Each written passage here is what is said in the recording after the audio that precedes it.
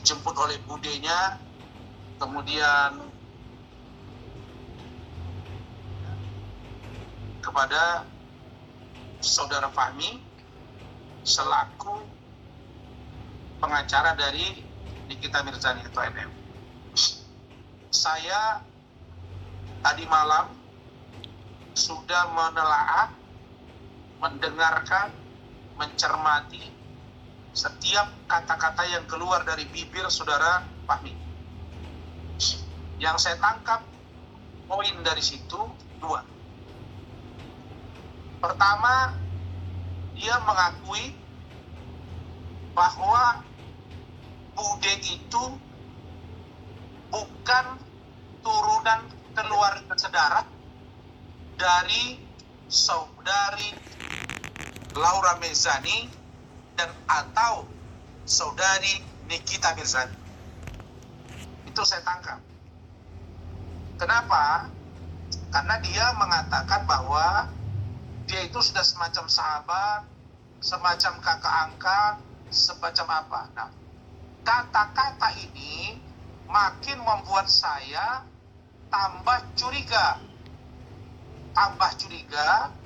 bahwa Loli berada di tempat yang tidak seperti yang digambarkan oleh saudara Fahmi.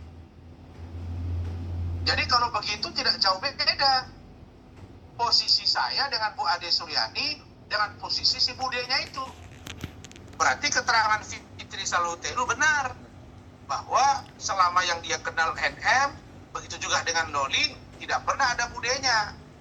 Yang tampil dan pengakuan Loli juga kepada kami tidak ada. Nah, maka ini harus di cross check kebenarannya. Kenapa? Karena posisi Bude ini misterius. Kalau dia bapak angkat, hanya saya melihat bahwa posisi saat ini Bude dimaksud adalah bagian dari keluarga angkat. Bahkan disebut oleh Fahmi bahwa itu sudah seperti kakaknya sendiri, sahabatnya sendiri, dan poin pentingnya lagi bahwa tidak ada turunan darah. Nah, kalau begitu saya mempertanyakan kapasitas dari Bude ini apa? Oh mungkin, kan dia diberi kuasa oleh ibunya kepada Fahmi. Ya, tapi apakah tidak cukup menurut kalian semua dan masyarakat Indonesia, Kadin, Kemen PPA dengan KPI, bahwa posisi Loli yang membuat pengakuan bahwa dia dilakukan tindakan yang tidak baik oleh ibunya, tidak pernah didampingi oleh Fahmi dalam pemeriksaan, tidak pernah datang bertemu dia baik di safe house.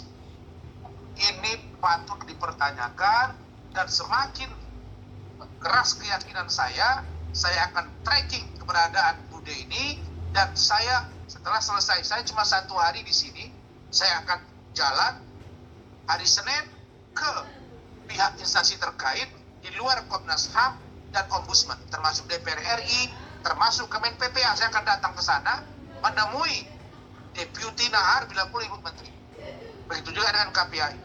Itu poin 1. Poin 2, saya menangkap dari kata-kata Fahmi jelas bahwa Nikita Mirzani tidak ikut menjemput Loli. Tidak ikut menjemput Loli. Dia hanya menyerahkan kepada Fahmi, dan Fahmi di situ bercerita bertelepon dengan budenya. Jadi dua poin ini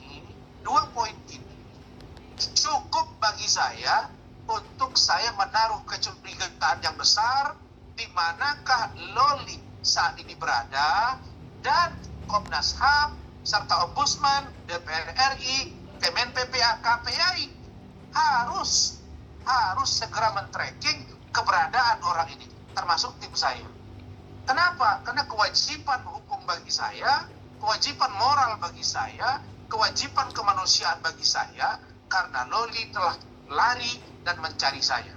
Saya tidak mau besok-besok kalau ternyata Loli tidak nyaman, saya akan disalahkan sebagai orang yang membiarkan penderitaan yang dialami. Nah, supaya ini terang benderang, saya hanya minta dua saja kepada Fahmi dan MM. Buat video oleh Loli tanpa intervensi, di mana dia berada, seperti apa dia saat ini. Yang kedua, mana budenya itu? Siapa dia? Seperti apa dia? Dibilang di tempat sebuah pengasuhan, ada tempat pemain belajar, yayasan mungkin ya, atau seperti apa? Jadi kalau saya apapun kata Fahmi, saya nggak percaya. Apapun kata NM, saya nggak percaya. Begitu juga dengan penyidik. Dan saya sudah resmi menyurati petinggi Baratkim Mabes Polri, Brigjen Kapolri, Irwasum, Kabariskim, Propam, semua sudah kita surati dan sudah sampai suratnya. Tinggal saya follow up dalam bentuk datang langsung pada minggu depan di Jakarta. Begitu poinnya. Bang, tidak mempermasalahkan kalau dia tampil. Bahkan saya bilang kemarin waktu Loli bersama saya, kenapa dia nggak datang temui saya baik-baik, mana ngajak saya berantem. Sekarang saya tidak percaya. Saya tidak percaya dengan apa yang mereka umumkan ke publik. Saya curiga. Boleh dong saya curiga. Karena saya mendapat informasi langsung dari Loli tentang bagaimana dia diperlakukan NM, bagaimana Fahmi juga memperlakukan dia, bagaimana juga penyidik PPA juga memperlakukan dia, bagaimana Sefaus juga memperlakukan dia. Jadi saya punya hak konstitusional di situ. Ada seorang warga negara yang terancam jiwa dan keselamatannya, terancam batinnya, tertekan mentalnya. Terus kita biarkan, salah kita. Apalagi yang bersangkutan lari dari Sefaus nyari saya. Jadi jangan bilang saya tidak punya urusan, nggak bisa juga, bos. Kalau saya tidak bawa Loli ke Polres, emang Loli lari ke Polres? Kan enggak. Makanya saya bilang, Kanit PPA ini harus ditindak. Saya minta Kapolres, Kasareskrim tindak itu. Jangan sampai saya nanti lebih bereaksi ke atasnya.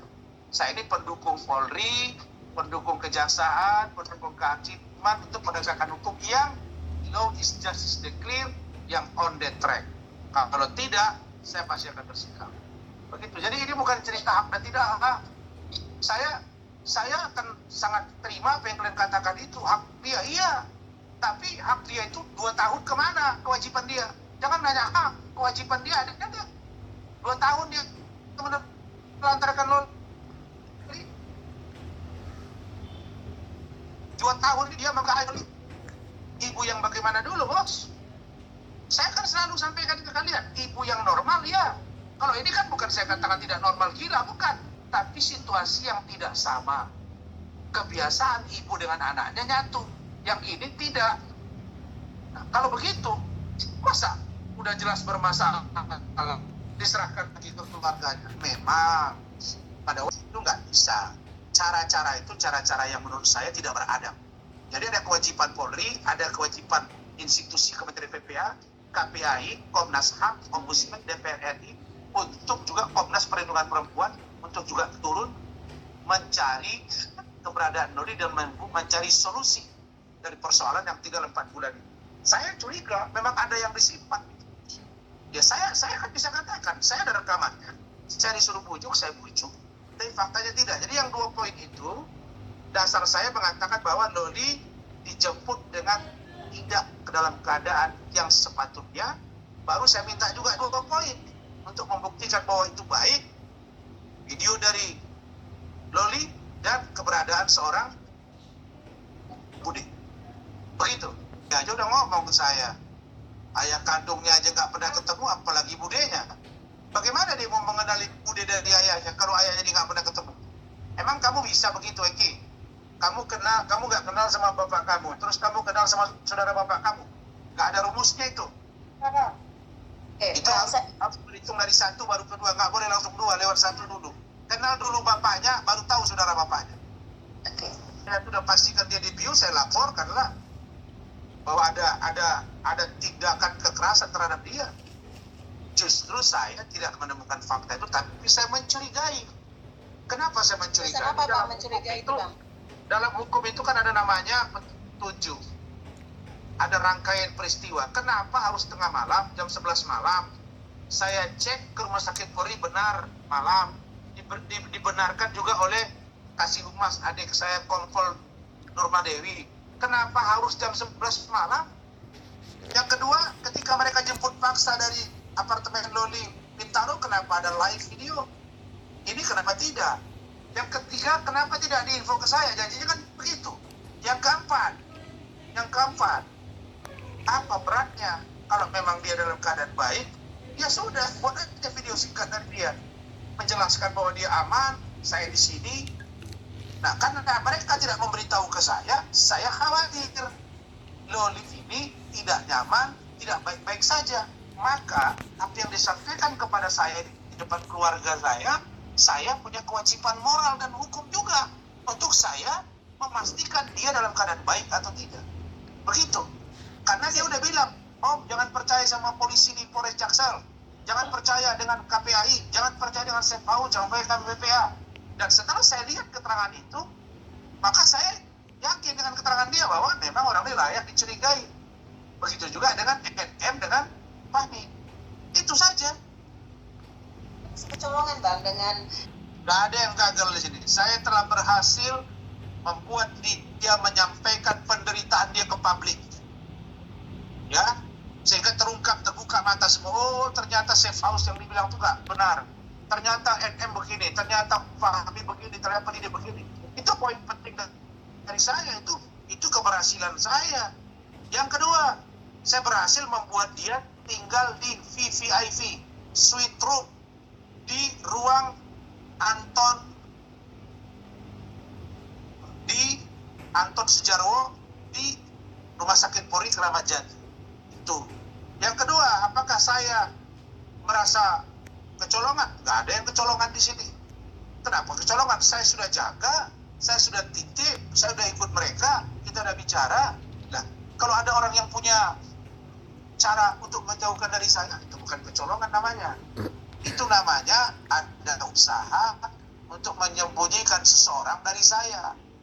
Kalau kecolongan itu saya biarkan, saya tidak awasi, dan datang orang diambil. Ini enggak. Ada by design, saya duga, untuk bagaimana Loli dijauhkan dari saya, karena mungkin ada sesuatu tabir gelap yang akan diungkap. Padahal dia udah cerita semua ke saya. Kemarin saya di pagi-pagi ambiar, di situ, kemarin setelah saya somasi, saya diundang, dan nanti akan tayang, di situ ada Ola Ramlan. Saya ketemu Ola Ramlan, saya sampaikan sedikit, tapi saya nggak menyebut tentang anak dia. Karena saya pikir persoalan ini, persoalan antara Loli dengan NM, antara Loli dengan Fadel, dan saya di pusaran kasus sebagai kuasa hukum, yang juga saya sebagai perwakilan dari diri Loli. Itu yang dia minta. Gitu. Bang, punten Bang, sebelumnya Bang Fahmi sempat jemput dari Bintaro live lagi, bukan lagi publish, live. Jadi kalau ngomong tuh gini ya, manusia yang dipegang apa? Omongannya kan. Jangan sampai orang bilang kita memang betul lah kawan tuli data betul lah. Itu logikanya gampang aja saya jawab kan. Waktu jemput kenapa ada live kan? Yang kedua, ketika dengan saya pelurkan. Saya bilang, kamu tutup ya, pakai jam buka kamu. Saya ingatkan dia itu. Ketika saya post Instagram, saya juga di blur. Kalian juga media bisa kutip kok blur. Apa masalah di situ? Emang kenapa? Kalau mereka tunjukkan baik-baik pergi, saya nggak akan seperti ini untuk berusaha mencari keberadaan dan memastikan dia baik. Tapi kalau makin ke sini, apalagi dengan pernyataan dari Fahmi, saya mati. Wah, ini makin curiga saya. Ini bahan saya yang sudah disiapkan oleh tim saya di Jakarta untuk kami bawa ke DPR RI, ke Kemen PPA, dan Komisi Perlindungan Perempuan.